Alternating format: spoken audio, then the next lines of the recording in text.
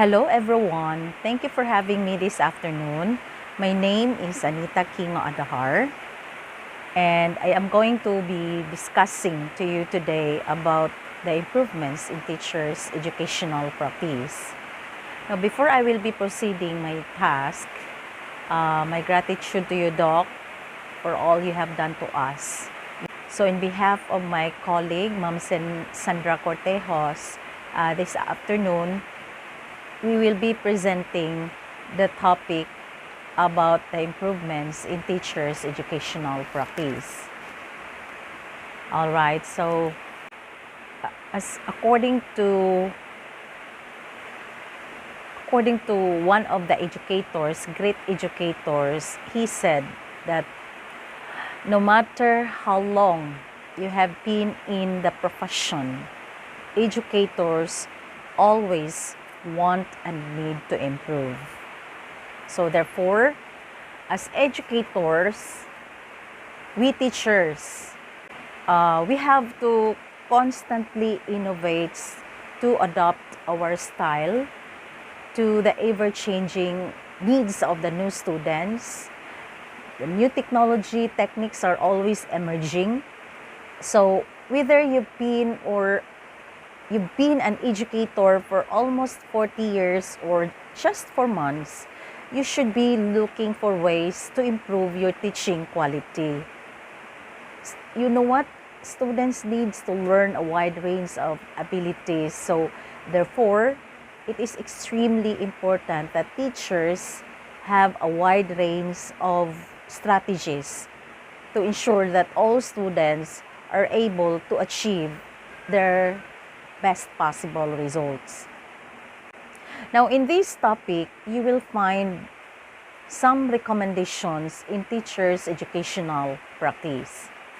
Now, these 7 recommendations, this is from the just published executive summary of where it's needed most for quality professional development for all teachers. Now, speaking of quality teaching and student learning, these are tightly interconnected. Together, they form two sides of a triangle. The third side of this triangle is often overlooked, but is also integral to teaching quality and student learning, like quality instruction and preparation for teachers. Unfortunately, all too often, the children who could benefit most from quality teaching, children in the low-income contexts, like in remote geographical environments, they have little exposure na noon to quality teaching. And unfortunately, all too often, in these same settings, the teachers who could benefit most from quality professional development or PD, and that would equip them with the skills to help more children either receive no PD or take part in effective professional development. So, in this experiential best practices to improve teacher professional development, this is in fragile contexts. Number 1. Number 1 recommendation is focus on teachers in low income and crisis affected context as professional learners and individuals ni. So, as with any vocation, teachers need to develop identities as professionals. In addition, it's two obvious factors such as recruitment, remuneration, and opportunities for advancement. Teacher professionalism is also impacted by access to quality professional development.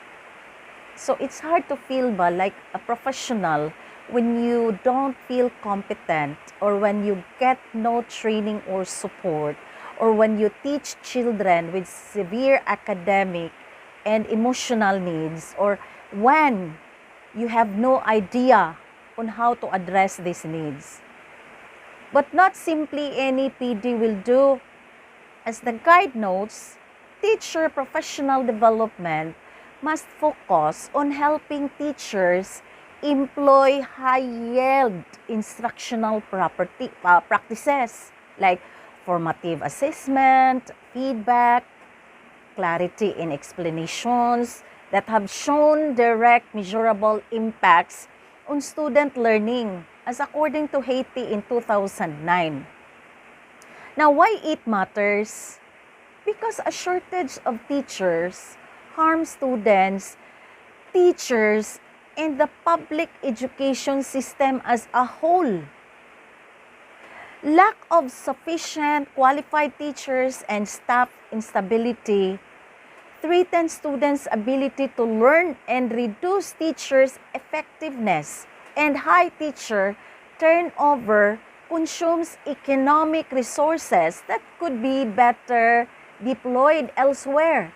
So the teacher shortage makes it more difficult to build a solid reputation for teachers and to professionalize it, which further contributes to perpetuating the shortage. The second recommendation then, okay, this all about how to develop, apply, measure, and institutionalize standards for teacher professional development. Now, this means to say that we all know that we know from a research what constitutes is effective professional development. Despite the knowledge within donor-funded humanitarian and development projects, there are no standards defining quality professional development and too few qualified providers. Without a shared and codified understanding of quality professional development, teachers are often subjected to mediocre and in some cases, malign professional development that doesn't help them and that wastes their time and donor money. So we are aware that many in education community have been averse to the development and implementation of standards, in part because the challenges and volatility of many fragile contexts may make attainment of standards unchallenging, in part because of what may be perceived as their excessive rigidity. But standards define minimal competences of providers and benchmark of quality that promise improved inputs and experiences. So they need not result in excessive rigidity. Ang importante, standard ang naay teacher professional development. And also, the curriculum. Curriculum can be customized or contextualized to adopt local situations. Now, in this recommendation number 2, regarding the development of standards, is complicated and viewed by some as meddling by government and oversight committees. However, standards can set the stage for minimal competencies that must be exhibited by teachers across all settings. So the development of standards must take into consideration the cultures and conditions of the member or the countries. So they must be developed in a way that honors the people they are intended to support. So standards can create a situation in which education is more about the outcomes than it is about learners and teachers, of course. And number 3, this recommendation, it's all about create professional development opportunities that promote teacher collaboration. This number 3 the research on teacher collaboration everywhere is unequivocal. Collaborating with colleagues and the culture of trust and the knowledge sharing that collaboration produces has been linked to increase teacher effectiveness, improve student test score gains, and teacher willingness to adopt new innovations. But collaboration does not happen. People must have a reason to collaborate. Be oriented on how to be a productive team, and collaborative groups must at least first be facilitated by a more knowledgeable other.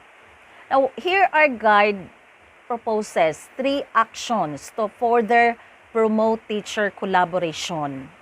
The first is design for collaboration. For example, by promoting peer-to-peer classroom visits with time for feedback. Second, strengthen peer-to-peer instruction. And the third one, promote and nurture effective and active teacher learning communities. Fourth then is provide teachers with ongoing support. Now, speaking of teacher support, this is not monolithic, but rather a multi-layered array of different types of assistance that help teachers successfully transfer learning from professional development setting to a classroom setting. It can include administrative, instructional, resources, peer support from a more knowledgeable other. Now, the research ongoing teacher support notes that teacher daw who receive on-the-job support, guide and feedback from a supervisor or a trained support person apply new skills and strategies more frequently and appropriately and adopt a more diverse range of instructional practices than teachers who do not receive such supports. To address this situation, the guide proposes has 4 actions. Number 1, develop system for real high touch, meaning instructional coaching. This is not just monitoring or data collection that we misbrand as coaching. Second, use appropriate and available technologies to support or to provide ongoing support.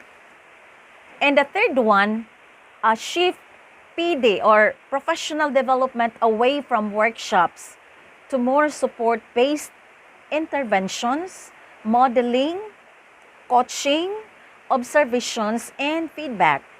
And the fourth one, strengthen school leadership so that head teachers and directors can provide ongoing support.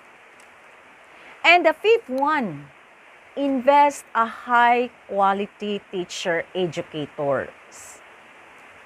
Okay, in my research, teacher educators or teacher trainers in or pre-service, these are often the weakest link in teacher education ecosystem.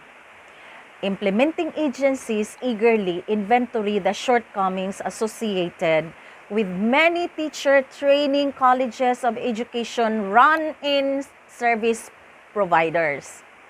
But implementing agencies deserve their share of blame when it comes to unqualified teacher trainers. As noted in other posts, many implementing agencies entrust professional development in critical areas such as literacy or numeracy to people who have never been teachers or whose sole experience teaching may be confined to a year in the Peace Corps. Imagine for a moment a person who has never performed surgery or training, or a group of surgeons, or someone who's never flown a plane, or telling commercial pilots how to do their job. Teacher educators need the same skill, as teachers. Among these are deep content knowledge, different models of instructional strategies, assessment practices, learning and development of children and adults, clinical and supervision skills, the ability to model effective instructional and assessment practices, the ability and disposition to coach and support teachers and hold planned or informed meeting with teachers. And of course, the ability to support teachers through observations, feedback, modeling, workshops, coaching, or etc. So to ensure those who are employed to advanced teaching are effective in their work. So these are guide proposes. The following are: recruit professional development providers with intensive teaching. All right. Why is teacher professional development really important? Because it affects student learning. It's obvious that good teachers are better at teaching students effectively. When teachers have access to continuous learning opportunities and professional development resources, they're better equipped to become a good teachers. Diba? And the second is strengthen teacher. This means to say that professional development provider capacity.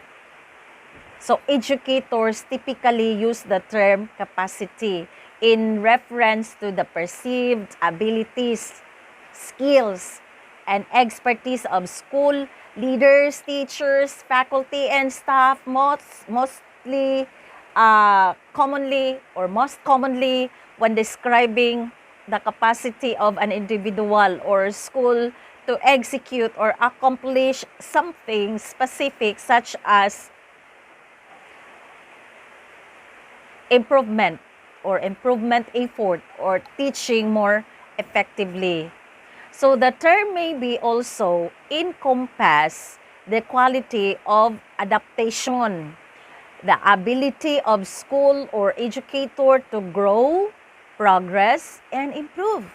So common variations include educator capacity, leadership, school capacity, and teacher capacity, among others. Now, for areas with no teacher educators, offer audio radio instruction or didactic materials and draw on skilled community members and others teacher provide instruction in key areas. So that is number 5. Now, in number 6, build instructional leadership at all levels of the educational system. Now, remember, school directors are second only to teacher as the most important school level determinant of student achievement, as Letwood et al. In 2004. Now, they are responsible for quality of teaching and learning in their schools. Yet, too often we see poor instructional school leadership holding back teaching and learning. Schools in disadvantaged areas benefit tremendously when their lead learners, the head teacher and school director, ensure that teachers are in their classrooms every day, covering the syllabus at an appropriate pace, instructing students in developmentally appropriate and engaging ways, and attempting to apply to their classes. So the knowledge and skills gained through professional development activities. For this to happen, as the following are: number 1, help implement instructional competencies for head teachers and school directors. Meaning to say that instruction is perhaps one of the most basic building blocks of teacher leadership. Leadership in instructional practice means something more than being the best possible teacher within four walls of one classroom. It means that reaching out and sharing great teaching with others, including fellow educators, but also extending to a broad range of stakeholders. So successful teacher or successful teacher leaders do not keep their effective practices to themselves. They share that knowledge in in order to benefit all students. And the second is ensure practical professional development opportunities for head teachers and school directors. Meaning to say that to improve professional development for teachers, there must be clear focus on their groups attending and what their needs are. Furthermore, there must be a platform for feedback and a reflection in order to monitor and adjust teaching strategies and delivery. Educators often ask for feedback from their students.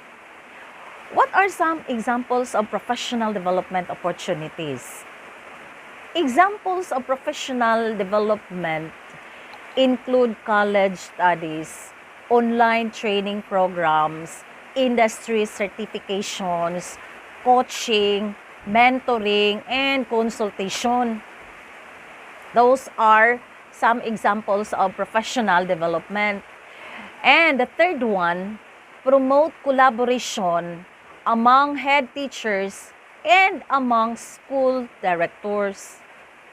Meaning to say that in your school, if I will ask you, in your school, how your teachers and principal or administrators work together. Okay, in my case, in my own understanding, I think teachers and school administrators have an important relationship that often involves collaborating to make important decisions or explore how teachers and administrators work together to develop curricula or determine educational standards and establish parent engagement and discover some reasons for collaborating. And the last one for recommendation is the use of information and communication technology or the ICT. So this ICT, I remember that technology, like for example the radio, the mobile phones, the TV, and the internet, this can offer teachers, even in a low resource environments, access to content, to curriculum, to colleagues in a variety of learning experiences.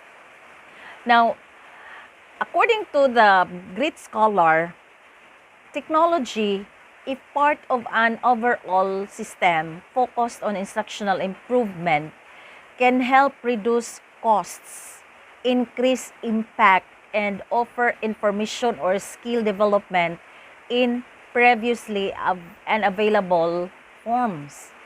To support this wise application of ICT, these are the guide proposes. These are the three priority actions. Number one, offer audio learning to support teacher development in and with particular difficult to reach areas and populations. The second, promote the use of video for teacher self-study and to share models of intended practice. This intensive use of ICT for school education, the purpose of this is to examine the development of students' high-level computer skills and competence. So this is student information information and communication technology. When ICT is integrated into lessons, students and teachers become more engaged in their work. This is because technology different opportunities to make it more fun and enjoyable in terms of teaching the same things in different ways. So ICT will continue to be a significant part of our future as it connects itself to more and more parts of our lives. It will continually evolve and change because as consumers, we all like a choice. We like to use ICT for personal growth, creativity and joy, consumption, and of course, wealth. So, therefore, I conclude in this recommendation, poor and ineffective professional development hurts teachers. Diba? It hurts students. It hurts community. And since quality education is so highly correlated with economic growth, it hurts their nation.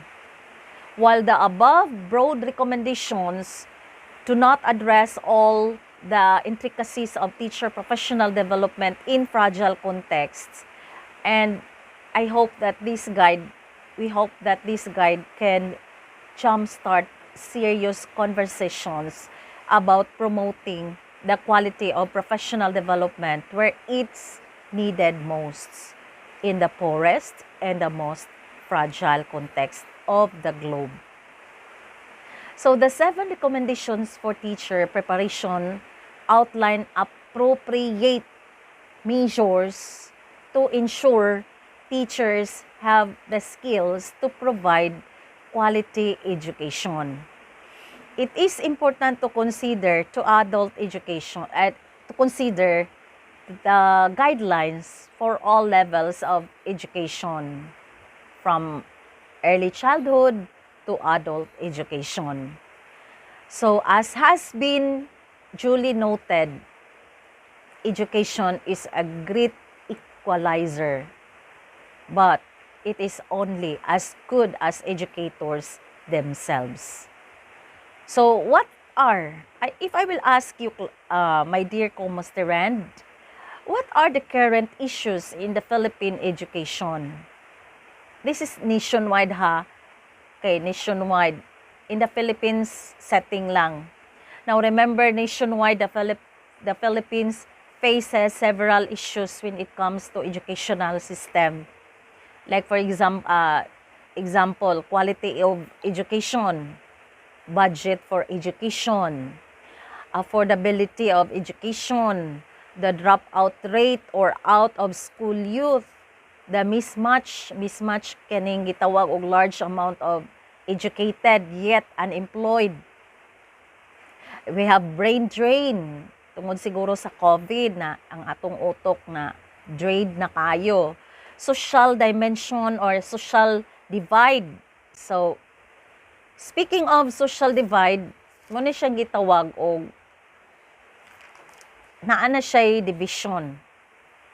So naa na siya meaning to say naa na siya division ang education as of in the Philippines today. And lack of facilities and teachers, shortage in public schools. Now, because as kanang makita nato in different classrooms, we have lack of chairs, textbooks, and even mga audio-video materials like in elementary and high school. All right. Now, these are the 7 recommendations to improve teacher professional development in fragile context. Now, I want this topic to include in my discussions today to improve our teaching ability. So, ma-apply ni nato soon, pohon. So, here are few measures for improving quality of teacher education? Number one, to provide professional development for teachers by updating their knowledge and skills. What do we mean by this? So, meaning to say, professional development should extend beyond traditional workshops to include activities such as peer observation, mentoring, the creation of teacher for portfolios, action research, projects, whole faculty or team department study groups, curriculum planning and development, or etc. It is no secret that different jobs require different skills. Even if an employee currently has the necessary skills, he or she may need additional skills in the future for his or her development or improvement. Second, effectiveness of new initiative curricular reforms. So, unsay mga benefits of the updated curriculum? Curriculum reform, we all know that this is very important and necessary measure to make schools enter in the 21st century and respond to a fast-changing world. Now, we all know that in recent years, many countries have engaged in curriculum reform as a way to equip children or student knowledge, skills, and competencies needed for their future. And the second is involvement of community teachers in or teachers' role of community. Now, remember my co-master Rand, we teachers truly are the backbone of the society. We are role models to children or students, offer guidance and dedication, and give young people the power of education or dedication. Because of us, countries are able to further develop socially and economically. So, taas kaayo because of the teachers ba, naidako kayong changes ang komunidad, not only the community but the whole country, the country as a whole. So, unsa may atong role? What are our roles in the community? Okay? Now, we always remember that teachers are very influential. We greatly influence the community through our students. You know what? The lesson and inspiration students gain from teachers will influence the community from which the students live. We must set an example, or we must also be a good communicators to influence the way the students would communicate with others. So, let's help shape the community and can direct students in positive directions that may not have pursued. Siguro someday or someone who can help others unlock their potential. Tungod nato, our student can see the world differently in the future. Diba? We never know. You will suddenly become relevant to them. And remember that teachers are building the future, of the nation. We are the foundation of the children. So if foundation is strong, one can bring great success. All right. If I will ask you, how can teachers help to improve society or community? So this is a very excellent question for me. Why? For me, by contributing knowledge, an area of expertise to the student, or me as a teacher, I play such an essential role teaching different subjects and being a role model. Naghatag po sa ilang inspiration and coach and giving and coaching to students that they can continue to do that outside the classroom. So these are mga uh, contributing factors ba to help improve society or community. Number 4, to adopt innovative teaching strategies in teacher education and improving educational administration practices. Now, how can teacher best adopt innovative teaching, or what strategies you may adopt to be an effective educator? Diba, sometimes you give them a reason to remember your class as important part of their elementary, high school, or kung ma-college naman galing sila. Now, for me, to adopt this innovative teaching, to adopt innovative teaching strategies, for me to improve my teaching skills, I should always be positive. I always keep my students engaged with a positive attitude. Now, remember that teaching is the most effective when students are motivated by desire to learn rather by grades or degree requirement. Now, just would like to share, in my student, first or second week or first month of the semester, I prepared some questions as their diagnostic tests. I prepared questions for my students, how my students are really good in writings or understanding. Now, my first question to them, as a student, how can your teacher inspire you to study?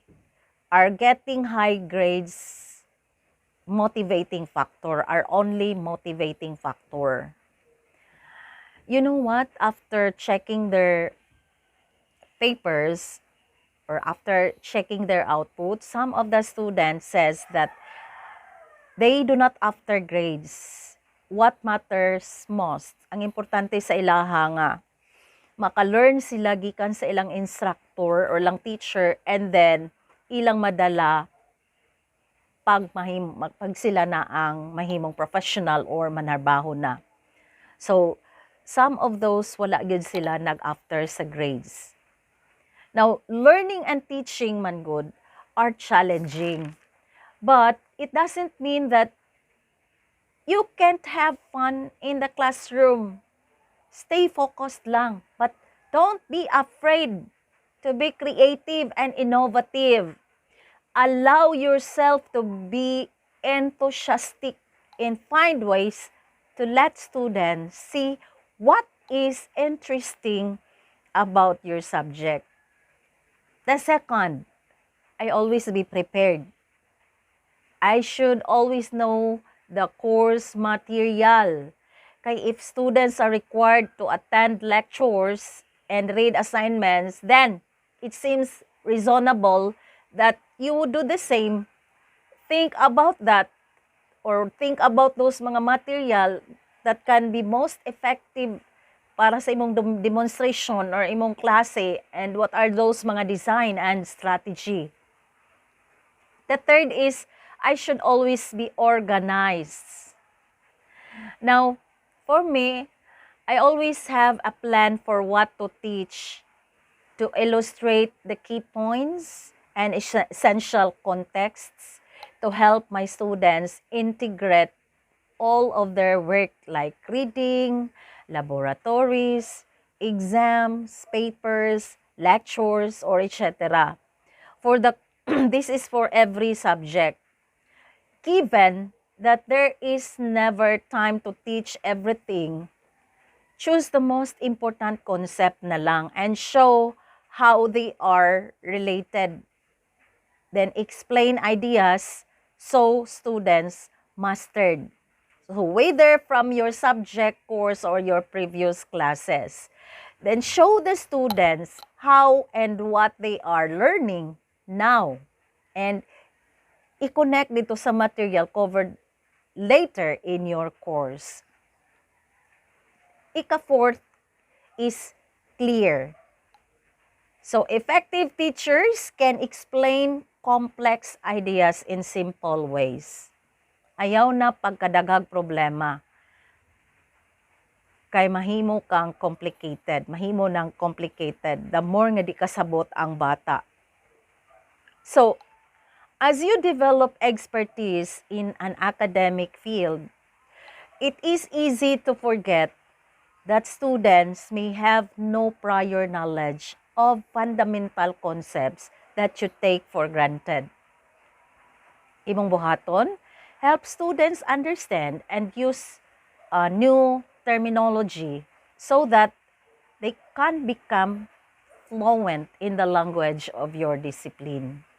And the last one, I should always be active. Now, for me, I should always keep my students thinking unless they actively using the concepts I teach to them. So most students, remember for me, most students will remember only a small fraction of what you teach. All right. So number 5, to evolve strategies to enhance professional competency in teacher education. Mangutana na pod ko, what are the competencies that a teacher should possess to enhance or to become effective? Now, teaching skills all educators should foster the following. Letter A, or number 1, effective communication skills. Now, as we know, communication involves both listening and speaking as well as reading and writing. Now, teachers should be skilled in all these areas for effective communication. If teachers are effectively communicating, they can make things easier and more understandable for students. Since teachers communicate orally in the classroom daily, they need to make sure their messages are clear to understand to students. Therefore, communication is necessary and holds high importance in delivery of instruction and, of course, classroom management and many more. Okay, second, creative thinking. So, as an effective teacher, kinahanglan agyud kay creative thinking. This means to say that teachers can foster creative thinking by helping students see their own ability levels and having them from question about assumptions and beliefs, and also encourage problem solving and continue to read frequently, reading, and of course kay reading can touch man the imagination, and the reading also assist in their development. So in reading, teachers in creative thinking, teachers should foster creative thinking by helping students para they see their own ability to learn. Now, ikatulo, ability to adopt. So, in ability to adopt, this means to say that adaptability in the classroom is one qualities that every teacher must possess. This also goes along with flexibility. And these two characteristics also go together along with flexibility. So, last minute changes may also be needed based on the certain situations in the classroom, or this may be harder for some teachers than for others. In general, this idea is simply being able to acclimate yourself to changing roles, your job, responsibilities, materials, and schedules. And the fourth one is effective organizational skills. This number 4, meaning to say that teachers always need to be organized. As far as the planning stage, teachers need to be organized in a sense that they need to know how time planning or what and how to plan and execute it. For lesson design, teacher need to know what lessons they are planning and secure they are on with pacing appropriately. With time management, this pertains to pacing instruction, but also time management in the day-to-day functioning the classroom. Additionally, classroom management organization comes into play regarding classroom transitions, procedures, and seating arrangement. So teachers should maintain organized working area as well. The sixth one is devotion and strong work ethic. So as a teachers, we need to know their devotion and strong work ethic throughout our work. We need to invest not only in our students just for our career, but in our students as individuals. Or we need to stay motivated. We need to stay focused and on the top of our task or work task. We also need to establish solid, trusting relationship with our co-teachers and students from the very start of the school year. So this is devotion and strong work ethic. And the last one is solicit feedback from your students. Okay. In our school, while end of the semester, evaluation tend to summarize the students' overall responses to the class. This type of input comes too late to be used to you and your students during the current semester. More often than not, we reflect on our teaching in isolation without realizing that our own students can be a great source of feedback on teaching learning that takes place in our classroom on a day-to-day basis. There are several techniques you can use to solicit ongoing feedback from your students on the class in general or on the learning that takes place around specific topics activities. After the couple of months of class, okay, muna siya ang technique. You ask student or students to take out a piece of paper and write down the 3 things that have helped their learning in the class. And in the other side of the paper, 3 things the students would like to change about the class to improve their experience. After reviewing the responses, decide what you can and will change and what you either cannot change or find pedagogically unwise to change. You can also let the students know what you will be changing based on their suggestions. And this type of information or informal feedback can be gathered at different points over the semester.